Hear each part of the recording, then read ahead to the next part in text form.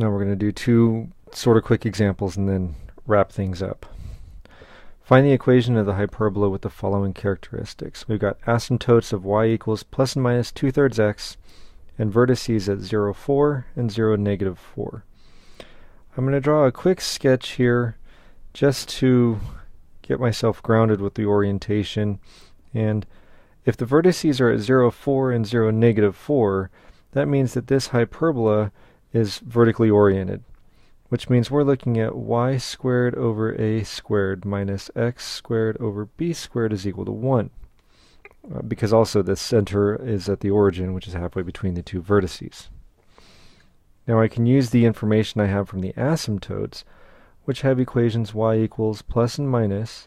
The letter under y square rooted is in the numerator, the letter under x square rooted is in the denominator, so we have y equals plus or minus a over b times x.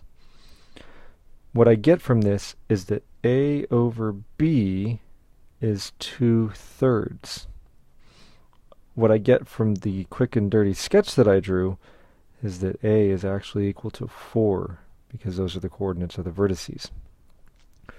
So I can actually say that 4 over b is 2/3. Solving this proportion gives me that b is equal to 6. So now I've got a is 4 and b is 6. That allows me to write down the equation of this hyperbola as y squared over 16, that's a squared, minus x squared over 36, that's b squared, is equal to 1. That's all we needed to do here, and so that's that. On to the next. Find the equation of the hyperbola with the following characteristics. Foci at plus and minus 5, 0, and x-intercepts at plus and minus 3, 0. Another quick sketch helps me to see that this is a horizontally oriented hyperbola with foci and vertices along a horizontally oriented transverse axis, and the center is in the middle of all of this, the origin. And so I can see here that a is equal to 3 and c is equal to 5. And remember that a, b, and c are related by the equation. A squared plus b squared is equal to c squared, and so in this case 9 plus b squared is equal to 25. Solving for b gives me that b is equal to 4. Because this is a horizontally oriented hyperbola, we're looking at x squared over a squared minus y squared over b squared is equal to 1. And so the equation of this particular hyperbola is x squared over 9 minus y squared over 16 is equal to 1. Bear with me for a wrap-up and then we're done.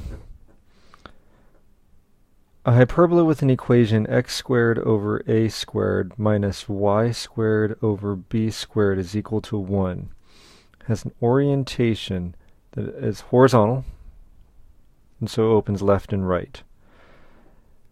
These simple-ish equations have centers that are at the origin, and a indicates how far to the right and left from the center I use to draw my fundamental rectangle, and b indicates how far up and down to go. So I'd go a units right and left, b units up and down, draw my fundamental rectangle, use that for the asymptotes, and then that's how I draw my hyperbola. The foci are inside the curves at a distance of c from the center, and they're related a squared plus b squared equals c squared by something that looks like the Pythagorean theorem.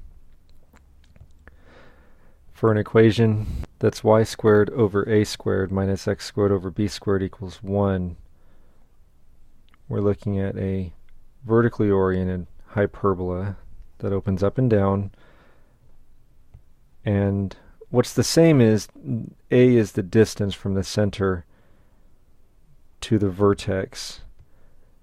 B gives the other dimension of the fundamental rectangle. And so using all of that, we would draw our fundamental rectangle.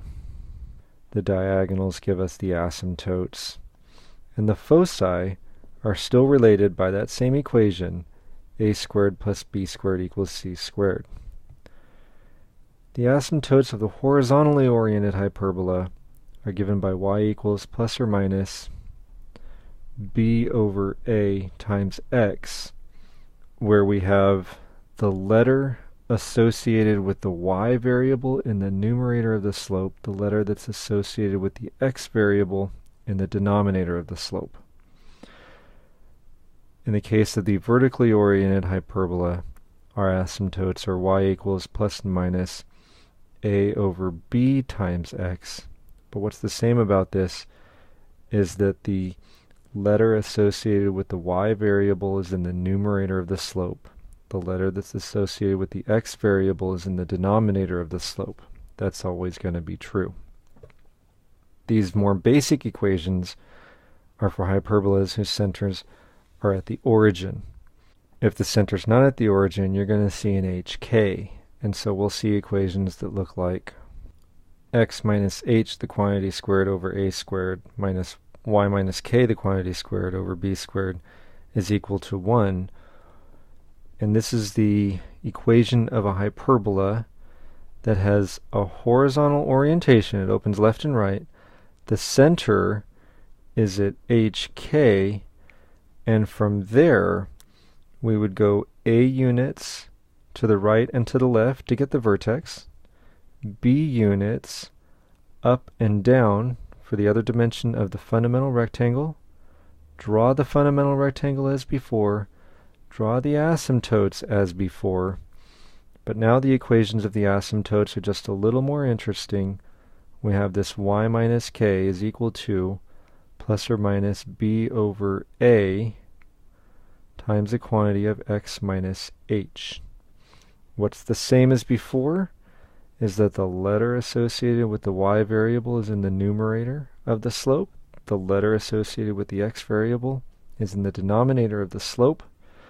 And the y minus k is showing up on the left side of the equation. The x minus h is showing up in the right side of the equation. All of the y coordinates along the horizontally oriented transverse axis are going to be the same. The distance from the center to the focus, the foci on either side, is still going to be c. And so the coordinates of the foci are going to be k is what's the same, and to h we're going to add c, and then for the other one, again, k is the same, and from h we're going to subtract c. For the coordinates of the vertices, which touch the fundamental rectangle, the k coordinate is the same, but to h we're going to add a, and we're going to subtract a from h. The k coordinate is the same. For a vertically oriented hyperbola, we have an equation that looks like y minus k, the quantity squared, over a squared, minus x minus h, the quantity squared, over b squared, is equal to 1. Because the y is the term that's positive, this is vertically oriented, or opens up and down. The center is at hk. Notice that the h is with x, and the k is with y. For the asymptotes, we're looking at y minus k is equal to plus and minus a over b times the quantity of x minus h.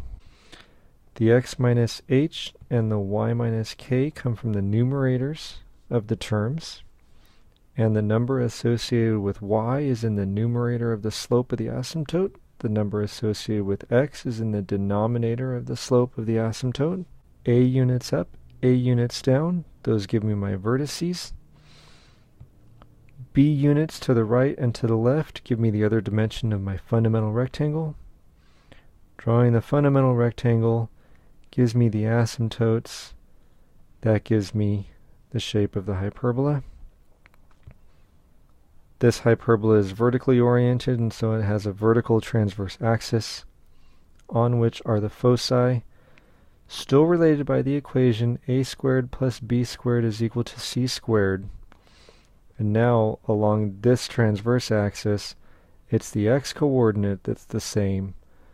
And so for the foci, we're looking at it's h, and then k plus c for the upper focus, and h, and then k minus c for the lower focus. For the vertices, we've got a dot that touches the fundamental rectangle.